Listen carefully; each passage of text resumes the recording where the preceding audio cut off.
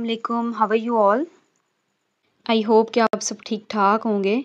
तो आज की इस वीडियो के अंदर हम बात करने जा रहे हैं बेसिकली मार्क्सिज्म को। मार्क्सिज्म के बारे में हम पहले भी इन डिटेल डिस्कस कर चुके हैं।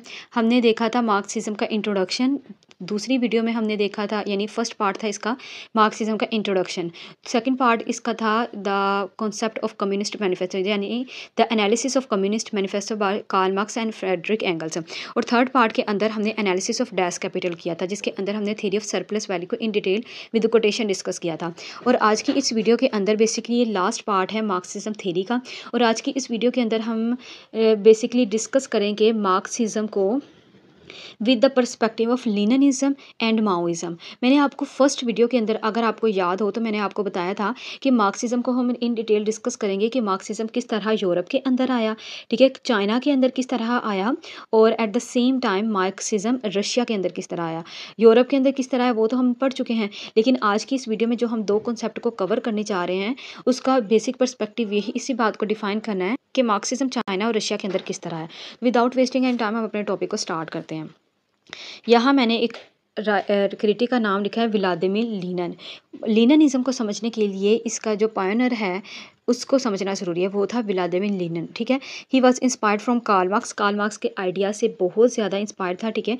ही modifies Karl Marx the ideas of Karl Marx according to the 20th century। Basically according to the situation of 20th century Vladimir Lenin modifies the ideas of Marxism, the philosophy of Marxism, ठीक है। अब मैंने आपको बताया वो Karl Marx के idea से बहुत ज़्यादा इंस्पायर्ड था। अब कार्ल मार्क्स की तो डेथ हो गई, जैसे मैंने आपको प्रीवियस वीडियो में बताया, जैसे कि कुछ कार्ल मार्क्स की प्रिडिक्शन थी, तो ये उन प्रिडिक्शन को लेके चलता है। कार्ल मार्क्स की डेथ हो गई, और कार्ल मार्क्स की डेथ के बाद अब क्या हुआ कि वहाँ उस थ्योरी को भी अप्लाई करना था ना, कम्युनिज्म भी लेके आना था। लेकिन क्या हुआ, उसने कार्ल मार्क्स ने कहा था कि कैपिटलिज्म ख़त्म हो जाएगा, पर कैपिटलिज्म ख़त्म नहीं हुआ। इंपीरियलिज्म की फॉर्म में कैपिटलिज्म बढ़ता गया, ठीक है। तो इसने क्या किया था, इसने कार्ल मार्क्स की थ्योरी को according to the situation of 20th century इसने उसे अप्लाई किया रशिया पे, ठीक है। ये एक रशियन राइटर था और इसने अप्लाई किया कार्ल मार्क्स की थ्योरी को रशिया पे, ठीक है। लेकिन इसके अंदर थोड़ा सा लिटिल बिट डिफरेंस हमें ये देखने को मिलता है कि व्लादिमीर लीनिन ने क्या किया था, कार्ल मार्क्स के जितने भी आइडियाज़ थे उसे according to the situation modify कर दिया था, ठीक है। One of the greatest contributions of Lenin was that he adapted Marxism in Russia, ठीक है। ये इसकी बहुत इंपॉर्टेंट हम कह सकते हैं कंट्रीब्यूशन मानी जाती है।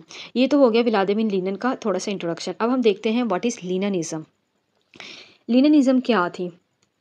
हिज पोलिटिकल थॉट्स कॉल्ड लीनिनिज्म या आइडियोलॉजी ऑफ लीनिन। हिज का से मुराद है व्लादिमीर लीनिन। व्लादिमीर लीनिन के जितने भी पॉलिटिकल थॉट्स थे उसे क्या कहा गया, उससे लीनिनिज्म कहा गया या लीनिनिस्ट मार्क्सिज्म कहा गया, ठीक है। ये इसके जैसे कि हमने पढ़ा था कि कार्ल मार्क्स की फिलोसफी है, उसके आइडियाज़ को मार्क्सिज्म का नाम दे दिया गया। इसी तरह लीनिन के आइडियाज़ को लीनिनिज्म का नाम दे दिया गया। Leninism is a political ideology developed by Russian Marxist revolutionary Vladimir Lenin, ठीक है। मार्क्सिस्ट रेवोल्यूशनरी था, ठीक है। He predicts of prediction of Karl Marx, okay. तो यहाँ तक तो आपको समझ आ गई ना। अब हम देखते हैं कि कार्ल मार्क्स की कुछ प्रिडिक्शन की थी। इसकी थ्योरी को समझने से पहले हमें ये समझना होगा कि what are the prediction of Karl Marx है, क्योंकि कार्ल मार्क्स को ही ये आगे लेके चलता है, उसी के कॉन्सेप्ट को मॉडिफाई करता है। तो हम देखते हैं कि कार्ल मार्क्स ने अपनी थ्योरी के अंदर क्या क्या प्रिडिक्शंस दी थी। फर्स्टली कार्ल मार्क्स ने कहा था कि जो कैपिटलिस्ट सोसाइटी है दैट विल कोलैप्स। कोलैप्स का मतलब होता है किसी चीज़ का वीक हो जाना, ठीक है। वो कहता था कि कैपिटलिस्ट सोसाइटी कमज़ोर हो जाएगी, यानी उसका आहिस्ता आहिस्ता वो खात्मे की तरफ जाएगी। लेकिन कैपिटलिस्ट सोसाइटी मैंने आपको बताया नहीं होता इस तरह। दूसरे नंबर पे बात करता है कि जो रेवोल्यूशन आएगा ना, मैंने आपको बताया था रेवोल्यूशनरी प्रैक्टिस का एक कॉन्सेप्ट, अगर आपको याद हो तो जो वो कहते हैं revolution by working class due to the class consciousness. वो कहते हैं कि रेवोल्यूशन कौन लेके आएगा, वर्किंग क्लास लेके आएगी। ये दो बेसिकली प्रिडिक्शन करता है कार्ल मार्क्स। अब इन कॉन्सेप्ट को आपने याद रखना है, इसकी प्रिडिक्शन को। अब हम नेक्स्ट देखते हैं। Lenin modified the Marxist ideology according to the situation of 20th century. According to the Lenin है basically यहाँ पे, in the 20th century the situation is different because in the 20th century the capitalist expanded toward a system in the form of home colonies which he calls imperialism। ठीक है, वो कहते हैं कि 20th century के अंदर क्या हुआ है कि जो कैपिटलिज्म है वो एक्सपैंड हो गई है किसकी फॉर्म के अंदर, होम कॉलोनीज। वो कहते हैं कि पहले तो कैपिटलिज्म एक कंट्री के अंदर थी, ठीक है, अब क्या है कैपिटलिज्म ने जो कैपिटलिस्ट सोसाइटी थी उन्होंने डिफरेंट कॉलोनीज बना रही हैं। इसकी बेस्ट एग्जांपल अगर मैं आपको दूं तो किस तरह सब कॉन्टिनेंट के अंदर इंग्लिश पीपल आए थे, ठीक है, उन्होंने कॉलोनीज बनाई थी, वो था इंपीरियलिज्म। तो वो इसी के बारे में बात करता है कि किस तरह 20th सेंचुरी के अंदर अब क्या हुआ है। अब कार्ल मार्क्स ने तो कहा था कि जो मार्क्सिज्म है वो वीक हो जाएगी, लेकिन सॉरी जो कैपिटलिज्म है वो वीक हो जाएगी, लेकिन इस तरह नहीं हुआ। जो कैपिटलिज्म है वो तो in the form of imperialism और ज़्यादा एक्सपैंड हो गई है। ही बिलीव, अब ये हम पढ़ रहे हैं लीनिनिज्म के आइडियाज़ को, लीनन के आइडियाज़ को। अब यहाँ ही रेफर करेगा लीनन को he believes imperialism is the highest stage of capitalism. ये बहुत इंपॉर्टेंट पॉइंट है कि what is the highest stage of capitalism according to the Vladimir Lenin. ये एमसीक्यूज भी ऐसे याद रखिएगा। तो वो क्या है, वो है imperialism. He says that capitalism has become global phenomena in the name of imperialism. क्या है ग्लोबल फिनोमिना, ग्लोबल फिनोमिना क्या कि ये फैलता ही जा रहा है, एक्सपैंड होता चला जा रहा है। अब इसने क्या किया था, इसने मॉडिफाई किया था मार्क्सिज्म के रूल्स को according to the situation of 20th century because there were the conflict in the mind of the people as well as there was war in the 20th century. 20th century के अंदर वार होना शुरू हो गई थी, और जब वार होती है, जब आपको पता है कि लोगों के बिलीव जो होते हैं स्कैटर्ड हो जाते हैं, ठीक है। तो आप देखते हो कि यहाँ मॉडिफिकेशन उसने क्या की, पहले हम मॉडिफिकेशन पहले उसने की रेवोल्यूशन के अंदर। क्या करता है, वो कहता है revolution will not come in industrial society but in the semi industrial society. तो वो क्या कहता है कि मैंने आपको बताया था ना कि कार्ल मार्क्स फोकस करता है अथॉरिटी ऑफ वर्किंग क्लास पे, जिसके अंदर इंडस्ट्रियलिस्ट सोसाइटी जो थी उनको सप्रेस किया जा रहा है। अब ये कहता है कि रेवोल्यूशन जो आएगी ना, जो कार्ल मार्क्स के अकॉर्डिंग इंडस्ट्रियलिस्ट सोसाइटी लेके आएगी, लेकिन अब जो सोसाइटी है, अब जो सिचुएशन चेंज हो गई है, अब इंडस्ट्रियलिस्ट सोसाइटी के अंदर कॉन्शियस अरोज हो चुकी है और अब उनके पास राइट्स हैं, ठीक है। लेकिन अब वो कहता है कि जो रेवोल्यूशन कौन लेके आएगा वो होगा सेमी इंडस्ट्रियलिस्ट सोसाइटी। अब सेमी इंडस्ट्रियलिस्ट सोसाइटी वो सोसाइटी होती है जहाँ capitalism is not in advanced stage, यहाँ यानी कैपिटलिज्म कोई एडवांस स्टेज के अंदर नहीं आया, तो वो होगी सेमी इंडस्ट्रियलिस्ट सोसाइटी। इसलिए वो क्या कहते हैं, हमारा पर्पस क्या होगा कि हम वहाँ के जो वर्कर्स हैं ना उसके अंदर ये कॉन्शियसनेस अरोज करेंगे कि यहाँ कैपिटलिज्म एडवांस स्टेज के अंदर नहीं है, लेकिन फिर भी कैपिटलिज्म वहाँ है तो सही, तो किस तरीके से वो सप्रेस किए जा रहे हैं उसके बारे में बात करता है। तो पहली मॉडिफिकेशन उसकी ये हो गई। दूसरी मॉडिफिकेशन उसकी ये थी कि जो पीजेंट्री क्लास होगी ना वो रेवोल्यूशन लेके आएगी, ठीक है। पहली रेवोल्यूशन कौन थी, इंडस्ट्रियलिस्ट सोसाइटी लेके आएगी, और उसके अंदर जो क्लास होगी वो होगी working class according to Karl Marx. लेकिन ये मॉडिफाई करके कहता है कि अब जो रेवोल्यूशन लेके आएगी वो इंडस्ट्रियलिस्ट सोसाइटी लेके आएगी, और उसके अंदर जो क्लास होगी वो पीजेंट्री क्लास होगी, ठीक है। क्योंकि वो कहता है कि अब सेमी इंडस्ट्रियल सोसाइटीज़ तो वो होंगी ना कि जहाँ डेवलप नहीं हुई, जहाँ एग्रीकल्चर का सिस्टम है इस तरह, तो इसलिए वो कहते हैं पीजेंट क्लास रेवोल्यूशन लेके आएगी। दूसरी मॉडिफिकेशन ये करता है। तीसरी जो बात करता है वो बात करता है कॉन्सेप्ट ऑफ इंपीरियलिज्म की। तो हमारे पास कार्ल मार्क्स के अंदर कौन सा कॉन्सेप्ट था, कॉन्सेप्ट ऑफ कैपिटलिज्म, ठीक है। अब ये उसकी एक्सपेंडेड फॉर्म है, एक्सटेंडेड फॉर्म है, तो क्या है इंपीरियलिज्म की बात करता है, जो हमने यहाँ डिस्कस किया ऊपर। अच्छा, इसके अलावा वो बात करता है कॉन्सेप्ट ऑफ कम्युनिस्ट पार्टी। ये बहुत इंपॉर्टेंट कॉन्सेप्ट है, इस कॉन्सेप्ट पे ना क्रिटिसिज्म भी हमें देखने को मिलता है। Concept of communist party basically क्या था, कार्ल मार्क्स तो कहता था कि हमारे पास जो कम्युनिस्ट मैनिफेस्टो के लिए नो डाउट कि उसने काम किया था, कम्युनिस्ट पार्टी के लिए किया था, लेकिन उसने अपने जो कॉन्सेप्ट दिए थे वो यही कहता था कि जो अथॉरिटी होगी वर्किंग क्लास की होगी, वर्किंग क्लास खुद ही रेवोल्यूशन लेके आएगी अपने अंदर कॉन्शियस अरोज करके।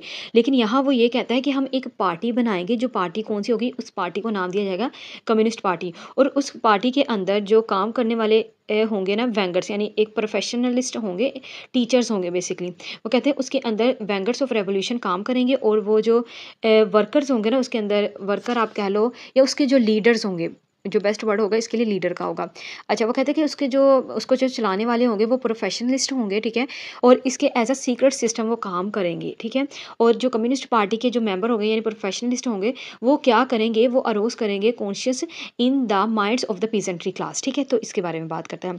फिर वो बात करता है, हमारे पास न्यू मॉडिफिकेशन रहता है डेमोक्रेटिक सेंट्रलिज्म की।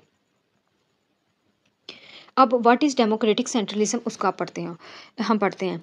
अच्छा, तो डेमोक्रेटिक सेंट्रलिज्म है ये प्रिंसिपल ऑफ कम्युनिस्ट पार्टी, यानी कम्युनिस्ट पार्टी के अंदर मॉडिफिकेशन या उसके मॉडिफिकेशन के अंदर बनाए जाने वाले एक प्रिंसिपल है, ऑर्गेनाइज बाय ये इसको ऑर्गेनाइज किया था, which members take place in policy discussion and election. यहाँ एक मिस्टेक है, ऑर्गेनाइज्ड बाय किसको इसे ऑर्गेनाइज़ किया था, यानी इसको ऑर्गेनाइज़ उसके मेंबर्स करेंगे, ठीक है। वो कहते हैं कि जो ये कम्युनिस्ट पार्टी होगी ना, उसके जो प्रोफेशनल्स यानी उसके जो मेंबर होंगे ना कम्युनिस्ट पार्टी के, डिसीजन वो लेंगे, लेकिन वो किस बात पे फोकस करेंगे, वो फोकस करेंगे बेसिकली इलेक्शंस पे। वो इसको इस तरह रेफर करता है कि लोअर लेवल पे जो लोगों की बातें होंगी, यानी जिस तरह पीजेंट क्लास की वो बात करता है, वो कहते हैं लोअर लेवल पे पीजेंट क्लास अपने इश्यूज पेश करेगा। किसको पेश करेगा? वो कम्युनिस्ट पार्टी को, और कम्युनिस्ट पार्टी के जितने भी मेंबर्स होंगे ना, वो इसके बारे में डिसीजन लेंगे। तो इसके लिए वो डेमोक्रेटिक सेंट्रलिज्म यानी डेमोक्रेसी को सेंटर के अंदर रख के वो बात करता है, ठीक है। लेकिन अब आप देखो, ये सारी मॉडिफिकेशन तो हमने देख ली, तो इसके अंदर ना इस पे एक क्रिटिसिज्म भी हमें देखने को मिलता है। वो इसलिए इस तरह के वो कहते हैं कि there will be dictatorship of communist party. अब क्या होगा कि कार्ल मार्क्स ने तो जैसे इसलिए बात की थी कि वर्किंग क्लास की डिक्टेटरशिप हो गई तो लोगों के अंदर इक्वालिटी आएगी, लेकिन जब इसने इसे मॉडिफाई किया अकॉर्डिंग टू द सिचुएशन, तो वहाँ क्रिटिसिज्म बन गया कि जिस तरह कैपिटलिज्म के अंदर भी तो इसी तरह था कि कैपिटलिज्म के अंदर क्या था कि एक वर्किंग क्लास थी, सॉरी वर्किंग कह रही, एक कैपिटलिस्ट सोसाइटी थी, उसके अंदर वर्कर काम कर रहे थे। तो वो कहते हैं इसी तरह ये जो कम्युनिस्ट पार्टी के अंदर जो आप ये प्रोफेशंस बात कर रहे हो, जो डेमोक्रेटिक सेंट्रलिज्म के अकॉर्डिंग वो काम करेंगे, लेकिन डिसीजन तो उनके अपने ही होंगे। तो फिर यहाँ पे हमारे पास फिर एक अथॉरिटी ऑफ सेंट्रल पार्टी होगी। तो इस तरह वो इस पर क्रिटिसिज्म देखने को मिलता है। तो ये अगर आप देखो, ये जो सारे कॉन्सेप्ट मैंने यहाँ आपको बताए हैं ना, ये कॉन्सेप्ट ना वो इसलिए देता है ताकि कम्युनिज्म को सॉरी रशिया के अंदर, चाइना नहीं रशिया के अंदर कम्युनिज्म को अप्लाई किया जा सके। अब सिचुएशन चेंज थी, अब वैसे वर्किंग क्लास नहीं थी, ठीक है। अब वैसा रेवोल्यूशन नहीं लाया जा सकता था जैसे कार्ल मार्क्स ने दिया था या कहा था। तो इसलिए वो इसको इनके कार्ल मार्क्स के जो कॉन्सेप्ट है, जैसे मैंने आपको कंपैरिजन करके भी बताया भी, तो वो इस तरह करता है कि कार्ल मार्क्स को थोड़ा सा उसके आइडियाज़ को मॉडिफाई कर देता है और फिर उसे अप्लाई करता है रशियन सोसाइटी पे। और यहाँ हम ये भी देखते हैं इसकी मॉडिफाई करने की एक रीज़न ये भी है कि ये जो है ना, ये कार्ल मार्क्स के आइडियाज़ जो थे वो ख़त्म होते चले जा रहे थे, कोई रेवोल्यूशन वगैरह नहीं आ रहे थे, इसलिए हम कह सकते हैं उसके आइडियाज़ को ज़िंदा रखने के लिए इसने ये स्टेप लिया, ठीक है। तो आई होप सो कि अब व्हाट इज़ लीनिनिज़्म आपको समझ आ गया होगा। अब हमारा जो नेक्स्ट कॉन्सेप्ट है वो है लीनिनिज़्म, सॉरी माओइज़्म। लीनिनिज़्म को हम डिस्कस कर चुके हैं। जैसे कि हमने लीनिनिज़्म को व्लादिमीर लीनिन के नाम से देखा था, तो इसी तरह जो माओइज़्म है वो माओ ज़ेडंग के नाम से है, ठीक है। माओ ज़ेडंग के जो भी आइडियाज़ थे वो उस आइडियाज़ को हम कहते हैं माओइज़्म। अब हम देखते हैं माओइज्म क्या था। Belong to a poor peasant family in of China, यानी इसके माओ का हम इंट्रोडक्शन देखते हैं। क्या है? वो पुअर पीजेंट फैमिली से बिलोंग करता था। वो कार्ल मार्क्स और लीनिन के आइडिया से बहुत ज़्यादा इंस्पायर्ड था, उस यानी उनके आइडियाज़ ने इसे बहुत इम्पैक्ट किया था। माओज on the were based on the indigenous situation of China. जैसे कि हम देखते हैं कि रशिया की सिचुएशन ऑफ रशिया के अकॉर्डिंग उसने मॉडिफाई किया था, इसलिए वो क्या करता है इंडिजीनियस सिचुएशन ऑफ चाइना के अकॉर्डिंग अपने थॉट्स को पेश करता है, ठीक है। अब माओइज्म पे हम डिस्कस करते हैं, यानी इसके जो थॉट्स हैं, इसके आइडियाज़ होंगे वो माओइज्म होंगे। माओइज्म क्या है? Maoism is a communist doctrine of Mao based on China, यानी जो कम्युनिस्ट डॉक्ट्राइन होगा वो क्या होगा? माओइज्म होगा, ठीक है, जो चाइना पे बेस करता है। Maoism is a communist philosophy. अब इनको अच्छे से समझिएगा, क्या है ये? कम्युनिस्ट फिलोसफी है introduce in China by Mao Zedong. It is a doctrine based on the principle of Marxism Lenin. मार्क्सिज्म और लीनिन के डॉक्ट्राइन पे बेस है, यानी क्या करता है, मैंने आपको बताया कि वो दोनों के आइडियाज से इंस्पायर्ड था, उसके अकॉर्डिंग वो ये देता है। अब ये क्या है? माओइज्म बेस करता है 3 प्रिंसिपल्स पे, और वो जो 3 प्रिंसिपल्स हैं are often translated into summarised as, यानी उनको ट्रांसलेट किया जाता है और समराइज किया जाता है with the name of nationalism. Nationalism का कॉन्सेप्ट हमें in the form of collectivism हम डिस्कस कर चुके हैं। Democracy and livelihood of people, ठीक है, यानी वेलफेयरिज्म ऑफ पीपल के लिए बात करता है माओइज्म के कॉन्सेप्ट्स। एक मिनट। तो इसका जो बेसिक प्रिंसिपल था वो यही था कि इसके नेशनलिज्म पे, डेमोक्रेसी पे एंड वेलफेयरिज्म पे ऑफ पीपल पे बात करना, ठीक है, according to the situation of China, ठीक है। ये याद रखना, सिचुएशन ऑफ चाइना बहुत इंपॉर्टेंट एमसीक्यूज है ये। अच्छा, Maoism officially called the Mao Zedong, ठीक है, यानी माओ जेडंग ने जिसे इंट्रोड्यूस करवाया था इसे, थॉट बाय द माओ जेडंग की थॉट पे ये बेस करता है। By the Chinese communist party is a variety of Marxism, यानी कुछ पॉइंट्स के अंदर इसको मैंने लिखा है कि जो चाइना के अंदर कम्युनिस्ट पार्टी बनी थी वो किस पे बेस करती है, या माओइज़्म किस पे बेस करता है, किसके अकॉर्डिंग बना था? वो बना था हमारे पास कम्युनिस्ट पार्टी यानी मार्क्सिज़्म के आइडियाज़ पे, और जिसे हम चाइना के अंदर कम्युनिस्ट पार्टी के नाम से देखा जाता है, यानी उसे हम जानते हैं। अब जो माओ ज़ेडुंग है ना, जैसे कि माओ ज़ेडुंग का बेसिकली ये कॉन्सेप्ट था, वो कहता था कि बैरल ऑफ गन के थ्रू ही आप पावर ले सकते हो, वैसे आप पावर कभी भी नहीं ले सकते। तो ये कोटेशन उसके बारे में कहता है, power comes through the barrel of gun. ठीक है, तो आई होप सो कि ये कॉन्सेप्ट आपको क्लियर हो गया होगा। तो यहाँ मैंने कुछ पॉइंट्स और लिखे हैं जो माओ ज़ेडुंग बेसिकली बताता है अपनी माओइज़्म थ्योरी के अंदर। ठीक है, थ्योरी ऑफ रेवोल्यूशन है, थ्योरी ऑफ वार है, theory of power, cultural revolution, new democracy और डेमोक्रेटिक डिक्टेटरशिप। इन सारे कॉन्सेप्ट को हम ना इन डिटेल प्रीवियस वीडियोज़ में डिस्कस कर चुके हैं। तो मेक श्योर कि आप उन वीडियोज़ को देख लें ताकि आपको बेटर अंडरस्टैंडिंग हो जाए। तो अब हम देखते हैं, अगर ओवरऑल इस पॉइंट को, माओइज़्म के पॉइंट को अगर हम समराइज़ करें, जैसे कंक्लूड करें, तो माओइज़्म क्या था? पहले आपने इस बात पे याद रखना है कि माओ ज़ेडुंग ने इसे दिया था, उसने इसे चाइना पे according to the situation of China apply किया था। ठीक है, और इसके अलावा इसने किस पे मार्क्सिज़्म और लेनिनिज़्म दोनों की थ्योरी से इंस्पायर्ड होकर इसे दिया था। और इसके जो 3 बेसिक प्रिंसिपल मैंने आपको बताया, उन प्रिंसिपल को और जो कॉन्सेप्ट मैंने आपको बताया, उन 2 चीज़ों को आप याद कर लेना बहुत अच्छे से, और उसी को इस कॉन्सेप्ट के अंदर लिख देना, तो आपका जो पेपर है, यानी आपका जो सारे मेन कॉन्सेप्ट है ना, वो उसके अंदर क्लियर हो जाएँगे। ठीक है? तो आई होप सो कि अब ये सारे कॉन्सेप्ट आपको अच्छे से क्लियर हो गए होंगे। आज की वीडियो में हमने क्या इन डिटेल डिस्कशन की है अबाउट लेनिनिज़्म एंड मार्क्सिज़्म। तो आज की इस वीडियो के साथ ही हमारी जो थ्योरी ऑफ मार्क्सिज़्म है वो कंप्लीट हो चुकी है। अगर आपको कोई भी क्वेरी है थ्योरी ऑफ मार्क्सिज्म से रिलेटेड, तो मेक श्योर कि मेरी पहली वीडियो को आप एक मरतबा और देख लीजिएगा ताकि अच्छी अंडरस्टैंडिंग हो गया। अगर इसके अलावा भी आपको समझ ना आए तो आप मुझसे कमेंट सेक्शन में पूछ सकते हैं। ठीक है, तो आज की इस वीडियो में हमारा ये टॉपिक कंप्लीट हो चुका है। मार्क्सिज्म में पहले मैं 3 videos in detail with quotation discuss कर चुकी हूँ। ये 4th पार्ट था उसका, और लास्ट पार्ट भी था। तो आज की वीडियो में बस इतना ही। अपना बहुत सारा ख्याल रखिएगा, दुआ में याद रखिएगा। नेक्स्ट वीडियो में आई ट्राई माई बेस्ट कि हम किसी प्ले या किसी नॉवल की को कोटेशन के साथ, यानी या तो उसकी कोटेशन जैसे कि हमने पहले डिस्कस की हैं, मर्डर ऑफ अजीज़ खान और इसके अलावा आइस कैंडी मैन को सेपरेटली कोटेशंस के साथ डिस्कस किया था। तो या तो हम कोटेशन डिस्कस करेंगे या किसी प्ले को स्टार्ट करेंगे विद पर्सपेक्टिव्स। बट एनीवे आज की वीडियो में बस इतना ही। अपना बहुत सारा ख्याल रखिएगा, दुआ में याद रखिएगा। अल्लाह हाफिज़।